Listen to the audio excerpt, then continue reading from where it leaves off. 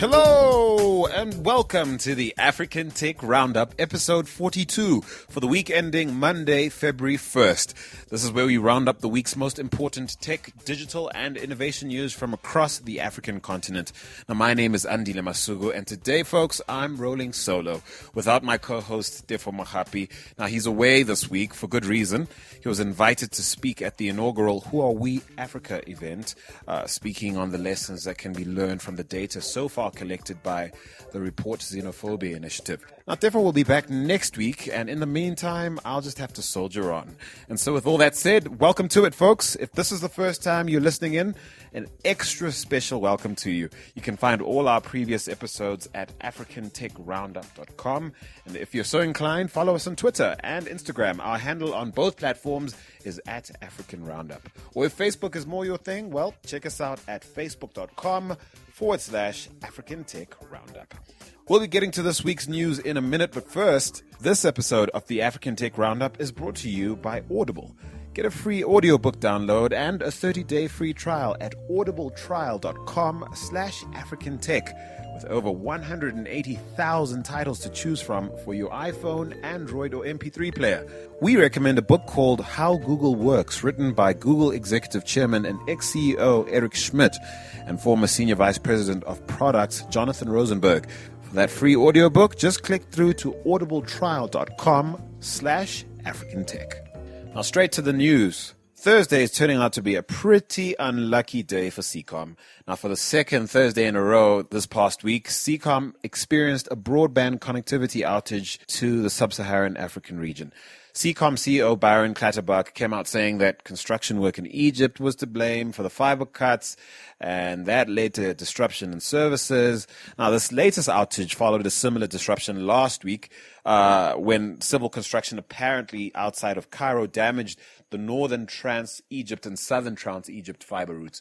SEACOM said then that the outage was compounded by another system failure on the West African cable system. SEACOM has come out saying that they're concerned about this apparent bottleneck that's occurring here in Egypt, and seems to be a single point of failure in Egypt, a bottleneck that SEACOM is really concerned about, and they're doing their best to sort out. I really do hope they do soon, because outages like this not only look bad for the region, but really do have economic impact that will over time result in losses that we'd like to avoid. To Nigeria next, where Jason Njoku has silenced critics of his video-on-demand service Iroko TV. Well, that's at least for the time being. He's done this by landing $19 million in what the company is calling a content and capital investment round, courtesy of the Nasdaq-listed French media giant Vivendi Canal Group. Now, in classic Jason Njoku fashion, he's taken to his blog to publicize the news, and he's reaffirming his company's dedication to servicing Francophone Africa and French-speaking Africans in the diaspora at large.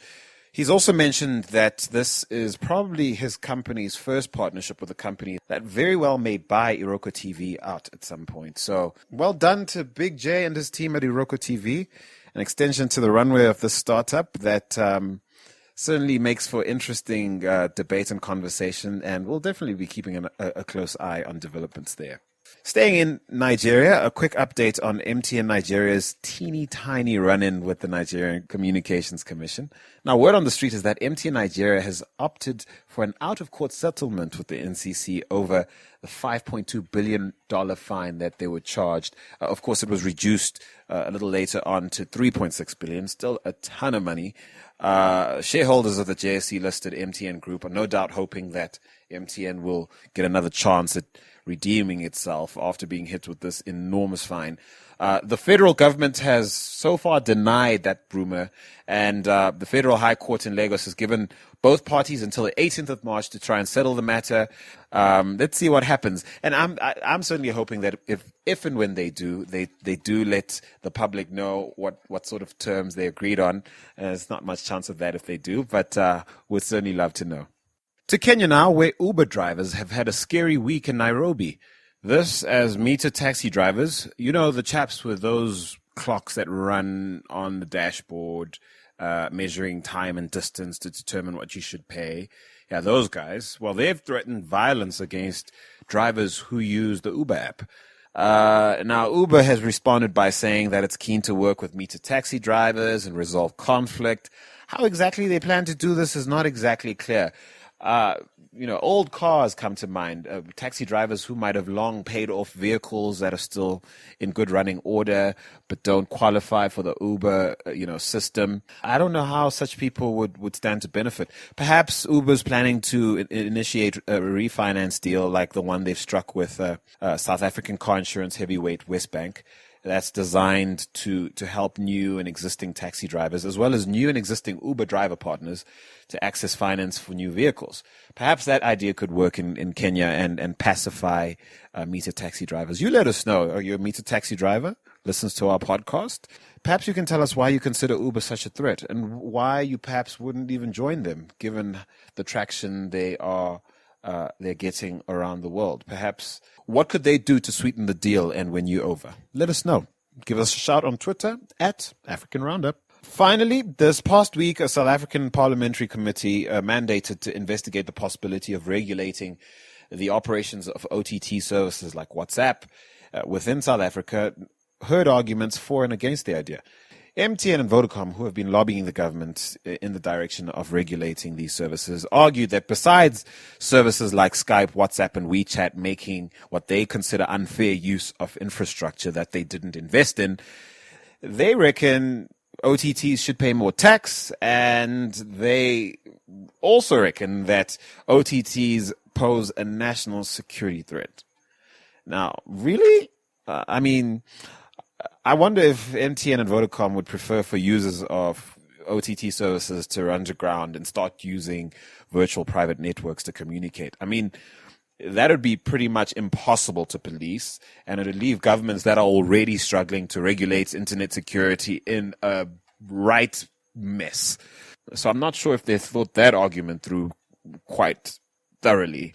Now, Facebook and Microsoft responded by pointing out that networks enjoy data revenue as a direct result of people's use of their services, and that trying to regulate them is short-sighted.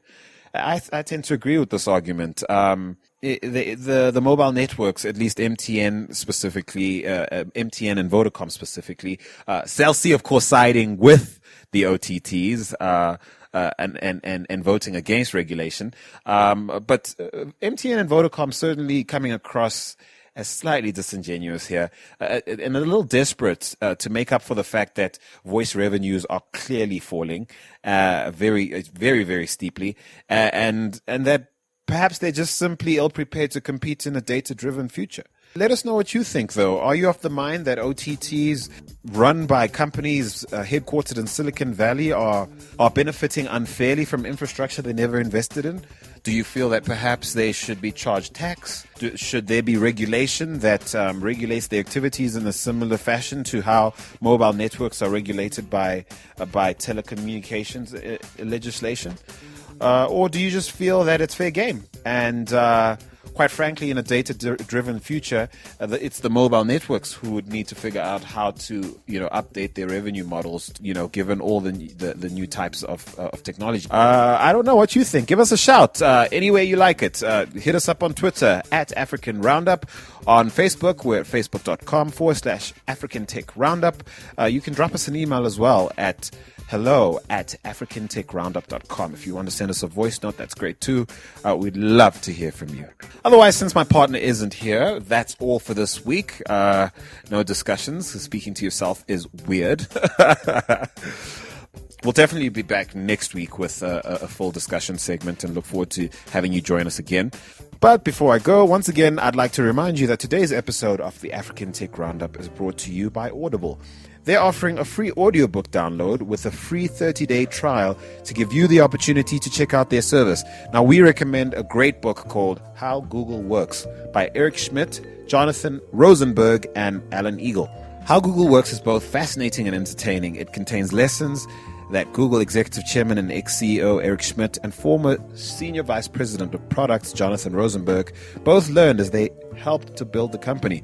Now, the authors explain how technology has shifted the balance of power from companies to consumers and that the only way to succeed in this ever-changing landscape is to create superior products and attract a new breed of multifaceted employees. Perhaps the mobile networks in Africa need to be reading this book. To get How Google Works or any other audiobook of your choice for free right now, go to audibletrial.com/AfricanTech. That's audibletrial.com/AfricanTech. Otherwise, that's it from me. I'm Andile Masugu. Till next time, do take care. Cheers.